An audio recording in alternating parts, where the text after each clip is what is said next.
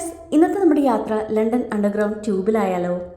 ഭൂമി തുറന്ന് ഒരു ട്യൂബ് പോലെ ആക്കിയിട്ട് അതിലൂടെ ഓടുന്ന റെയിൽവേ സർവീസിനാണ് UK-കാർ ട്യൂബ് എന്ന ചെല്ലപ്പേരിൽ വിളിക്കുന്നത്.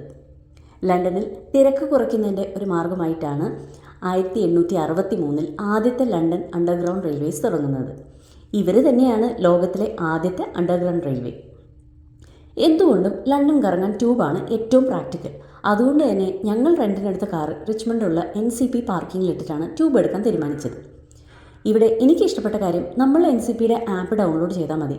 പാർക്കിംഗ് ബിൽഡിങ്ങിൽ കയറുന്നതും ഇറങ്ങുന്നതും ആ ആപ്പിലുള്ള QR കോഡ് സ്കാൻ ചെയ്ത് കഴിഞ്ഞാൽ പാർക്കിംഗ് ഫീ ഓട്ടോ ഡെബിറ്റ് ആയിക്കോളും. ഇതാണ് റിച്ച്മണ്ട് സ്റ്റേഷൻ. ഇവിടെ നിന്നാണ് നമ്മുടെ യാത്ര. നമ്മൾക്ക് ഡേ പാസ് അല്ലെങ്കിൽ 3 ദിവസത്തേക്കോ 7 ദിവസത്തേക്കോ വേണമെങ്കിൽ ട്രാവൽ പാസ് എടുക്കാം. പക്ഷേ വെറും ഒരു ദിവസത്തെ ആവശ്യമായതുകൊണ്ട് ഞങ്ങളോട് ക്രെഡിറ്റ് കാർഡിൽ സ്വൈപ്പ് ചെയ്ത് കയറിയാൽ മതിയെന്ന് അവിടെ ഉണ്ടായിരുന്ന ഒരു ഓഫീസർ പറഞ്ഞു. ലണ്ടൻ്റെ വിവിധ ഭാഗങ്ങളെ ബന്ധിപ്പിക്കുന്ന പല ട്യൂബ് ലൈൻസും ഉണ്ട്. മാപ്പിൽ ഓരോന്നിനും വേറെ വേറെ കളറിൽ മാർക്ക് ചെയ്തിട്ടുണ്ട്. പച്ച ലൈൻ കാണിക്കുന്ന ഡിസ്ട്രിക്ട് ലൈനാണ് നമ്മൾക്ക് പോവേണ്ട സെയിൻറ്റ് ജെയിംസ് പാർക്കിലേക്ക് പോകുന്നത്. വളരെ സ്മൂത്തായിട്ട് പോകുന്ന ട്യൂബിലിരുന്ന് ആളുകൾ ബുക്ക് വായിക്കുകയും പേപ്പർ വായിക്കുകയും ഫോണിൽ തോണ്ടിയിരിക്കുന്നതൊക്കെ കാണാം. പ്രതിദിനം 5 മില്യൺ ആളുകളാണ് ട്യൂബ് വഴി യാത്ര ചെയ്യുന്നതെന്ന് പറയുന്നത്. നമ്മൾ സഞ്ചരിക്കുന്ന ഈ ഡിസ്ട്രിക്ട് ലൈനാണ് മറ്റേത് ലൈനിനേക്കാളും കൂടുതൽ സ്റ്റേഷനുകളുള്ളത്. ഓരോ സ്റ്റേഷൻ ആകുമ്പോഴേക്കും അനൗൺസ്മെൻറ്റിലൂടെ വിളിച്ചു പറയുകയും ഡിസ്പ്ലേയിൽ എഴുതി കാണിക്കുകയും ചെയ്യുന്നുണ്ടായിരുന്നു. ട്യൂബിൽ യാത്ര ചെയ്യാൻ സ്റ്റുഡൻസിന് പ്രത്യേകം ഡിസ്കൗണ്ട് ഉണ്ട്.